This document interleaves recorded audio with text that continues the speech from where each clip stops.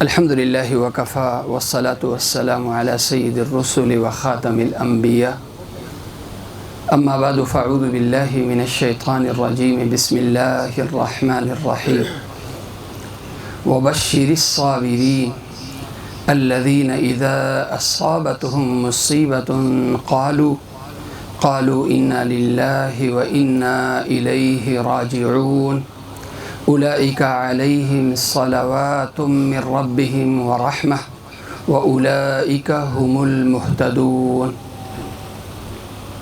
اے نبی، آپ ان صبر کرنے والے مسلمانوں کو خوشخبری دیجئے الذین اذا اصابتهم مصیبۃ، جب وہ کسی مصیبت کا شکار ہوتے ہیں تو بجائے واویلا کرنے کے ان کی زبانوں پہ ہوتا ہے انا للہ و انا الیہ راجعون۔ ان کی زبانوں پہ یہ جملہ ہوتا ہے انا للہ و انا الیہ راجعون۔ اولئک علیہم صلوات من ربہم ورحمہ، ایسے لوگ جو دل سے صبر کرتے ہیں، اپنے آپ کو کنٹرول میں رکھتے ہیں اور اپنے غم کا اظہار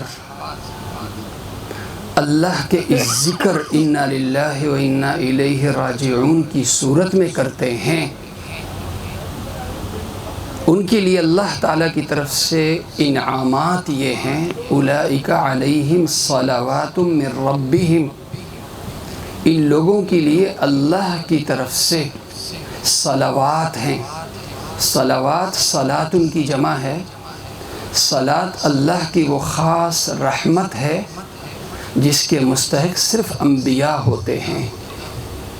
انبیاء کے ساتھ ہم علیہ الصلاۃ والسلام لگاتے ہیں، حضرات صحابہ اور بزرگان دین اور علماء کے ساتھ ہم صلاۃ کا لفظ نہیں لگاتے، اس لیے کہ خاص ترین رحمت، اس خاص ترین رحمت کا استحقاق صرف انبیاء کو حاصل ہے۔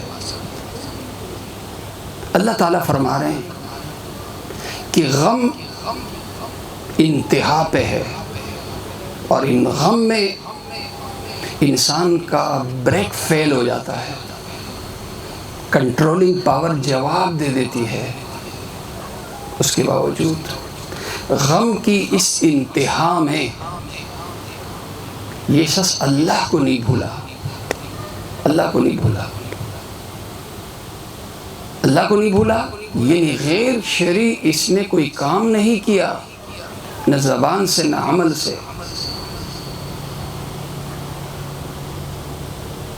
تو جب اس انتہا کے غم میں یہ اللہ کو نہیں بھولا، اللہ کے دین کو نہیں بھولا، اپنے پیغمبر کے طریقے کو نہیں بھولا، تو اللہ تعالیٰ اسے ایک عظیم ترین انعام دے دیتا ہے۔ اس انتہائی صبر کے بدلے اللہ انتہائی انعام دیتا ہے، اور وہ یہ کہ اللہ تعالیٰ کی جو خاص ترین رحمت انبیاء پہ ہوتی تھی یا ہوتی ہے، وہ خاص ترین رحمت اللہ تعالیٰ اس غم زدہ خاندان، اس غم زدہ خاندان کا مستحق اللہ تعالیٰ اس خاص رحم کو بنا دے گا۔ اولئک علیہم صلوات من ربہم، دوسرے نمبر پہ فرمایا ورحمہ، خصوصی رحمت بھی، عمومی رحمت بھی۔ پھر فرمایا واولئک هم المہتدون، اللہ تعالیٰ اس خاندان کو، اس فیملی کو ہدایت پہ رکھے گا، یعنی اس کے دین کی حفاظت، اس خاندان کے دین کی حفاظت اللہ کرے گا۔ اللہ اس خاندان کو آوارگی سے، گمراہی سے محفوظ رکھے گا۔ گمراہ ماحول ہو، آوارگی کا ماحول ہو، ماحول سے یہ لوگ متاثر نہیں ہوں گے، اس لیے کہ یہ اللہ کی حفاظت میں ہوں گے۔ کیوں؟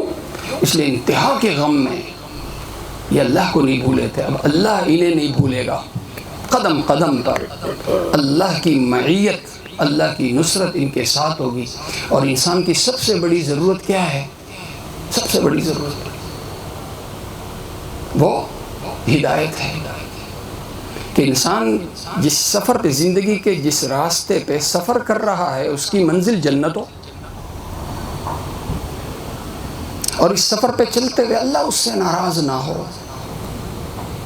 یہ سب سے بڑی انسان کی ضرورت ہے.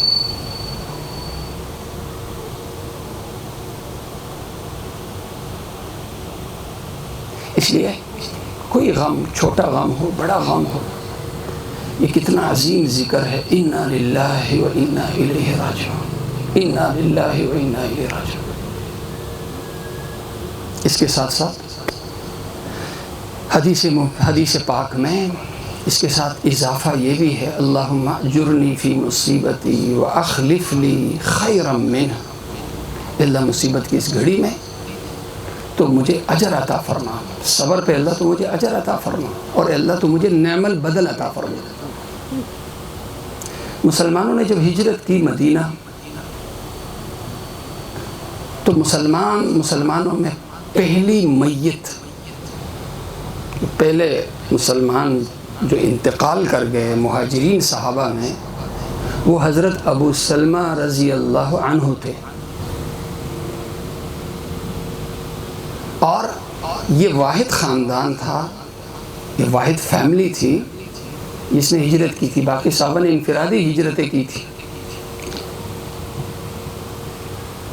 اور انہوں نے، اس پوری فیملی نے ہجرت کی تھی. بیمار ہو گئے اور بیماری کے نتیجے میں انتقال ہو گیا.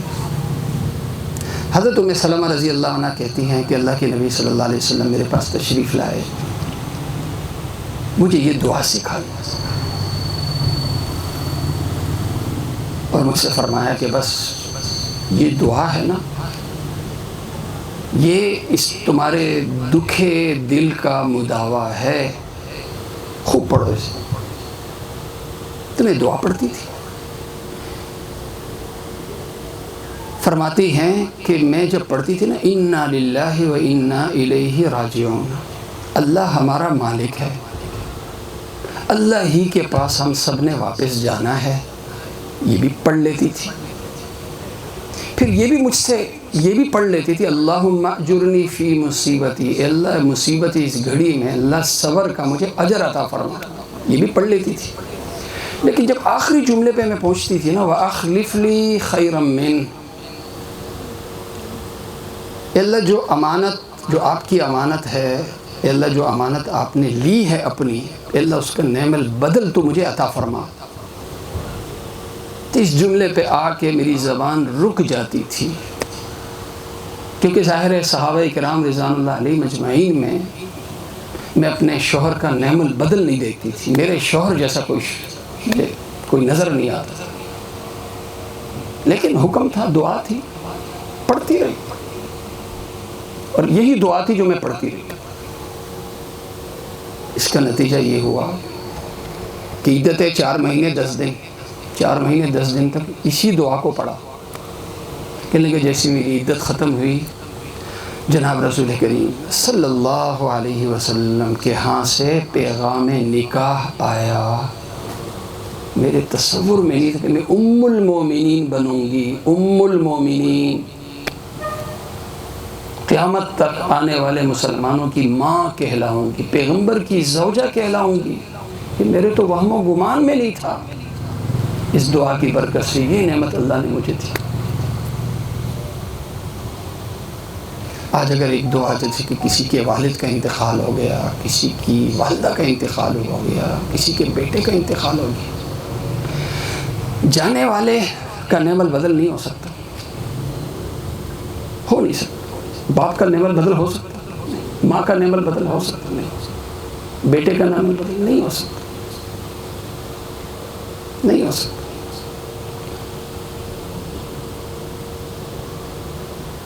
لیکن دعا ہے، پڑھنا ہے. یہ دعا دراصل طاقت ہے دل کی، دل کی طاقت ہے. انسان جیسے گاڑی کی سب سے بڑی ضرورت کیا ہے؟ گاڑی کی سب سے بڑی ضرورت بریک ہے. گاڑی کروڑوں کی ہو لیکن اس میں بریک نہ ہو کوئی فائدہ نہیں. یہ جو غم ہے نا، غم کے خوشی کی انتہا اور غم کی انتہا، یہ دراصل انسان کی کمانڈو ٹریننگ اسی میں ہوتی ہے۔ غم کی انتہا ہو، اب جیسے والد کا انتقال ہو گیا، انتہا کا غم ہے، اب یہاں تربیت ہو رہی ہے، اپنے اندر کنٹرولنگ بریکنگ پاور پیدا کی جا رہی ہے۔ یہ کیسے پیدا ہو؟ اس دعا سے پیدا ہوتی ہے کہ زبان سے جب انسان بار بار اسی کا پڑھتا ہے تو اس کا اثر دل پہ جاتا ہے۔ جیسے پیٹ میں نوالا کب اترے گا؟ جب منہ سے چبائیں گے، اسی طرح جب منہ سے جو چیز پڑھی جاتی ہے دل اس سے متاثر ہوتا ہے۔ اگلی بات جو والدین کے تعلق سے ہے، سنن ابو داؤد اور سنن ابن ماجہ کی روایت ہے، حضرت ابو اسید ساعدی رضی اللہ عنہ راوی ہیں کہ اللہ کے نبی صلی اللہ علیہ وسلم کے پاس بنو سلمہ کا ایک شخص آیا، عرض کیا یا رسول اللہ، میرے والدین جب تک حیات تھے میں نے جتنا مجھ سے ہو سکا میں نے ان کی خوب خدمت کی، اب دونوں کا انتقال ہو گیا ہے، انتقال کے بعد کیا اب ان کا مجھ پر کوئی حق ہے؟ اللہ کے نبی صلی اللہ علیہ وسلم نے فرمایا کہ والدین کے انتقال کے بعد اولاد پر والدین کے 4 حقوق ہوتے ہیں، 4 حقوق۔ الصلاۃ علیہما والاستغفار لہما، نمبر 1، والدین کو ہر وقت اپنی دعاؤں میں یاد رکھنا اور ان کے لیے اللہ سے مغفرت مانگنا، ہر وقت دعا کرنا، یہ اولاد کا فرض ہے۔ اور ظاہر ہے کہ ہر وقت والدین دعاؤں میں اپنی جگہ رکھیں، والدین کی اولاد اور اولاد کی اولاد اور اولاد کی اولاد، یہ سب صدقہ جاریہ بنے اور دعائیں ملتی رہیں۔ اس کی آسان سی شکل یہ ہے کہ اولاد کو نمازی بنا دو،